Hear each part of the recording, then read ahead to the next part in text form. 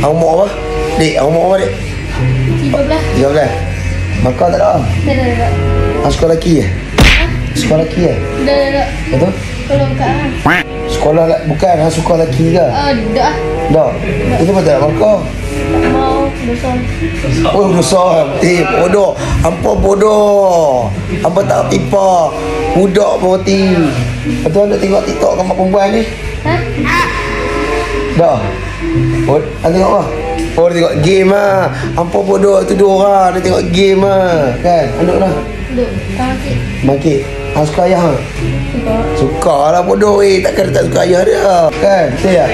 Cik, dandan ni. Dandan TikTok tu.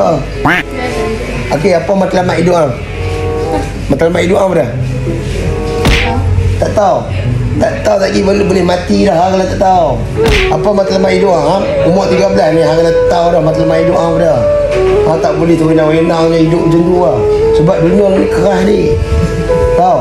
Aku nak tahu satu kat matlamat hidup orang. Kalau tidak hang kenal aku. Apa dia? Makan. Matlamat hidup dia makan lah. Hang sembahyang? Sembahyang. Ni kali orang tanya matlamat hidup, kata nak dapat keredaan Tuhan. Sebut tak? Nak dapat keredaan Tuhan. Ya. Hang kenal aku sebelah? Tak kenal? Aku adalah pengerusi tunggal agama. Faham? Faham tak? Tahu? Mari yang tinggal tau. Mak ayah kena buat bagus juga. Tahu? Tengah riau. Ni bukan orang kata apa motivasi ke apa ada. Sini weh. Elok. Nama apa ni? Zikri. Nama Zikri tu. Nama Zikri tak maksud dia apa? Waduh, balik hantar jamak ayah. Tahu? Zikri sedap nama tu. Maksud dia betul. Tahu? Ya. Lalu tompak ML berapa sehari? Tak dapat. Lalu main game lah? ML lah? Oh ya. Pusing ni?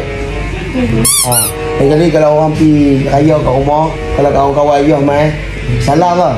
Salam kan duduk dalam rumah dalam bilik pusing. Tahu? Okey.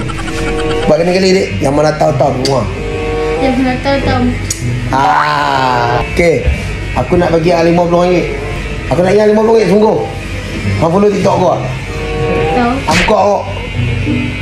Aku nak ingat RM50. Apek pelak. Bukan. Apek Ad-Darwish. ADD. Tu naik dah tu. Bawah. Tu tengok. Darjah tak ikut, tak boleh RM50. Aku bayar RM10 ni. Boleh. RM10 ni. RM10 ni lah. Mak marah ni kalau buat TikTok je ni. Dah. Jelah kat marah dah. Ambil RM10. Seronok. Dapat duit seronok. Duit tu beli lah rokok ke gam ke apa tau. Dah dia tak beli. Tak beli tau. Tahu jangan beli tau benda tu tau. Tak elok tau.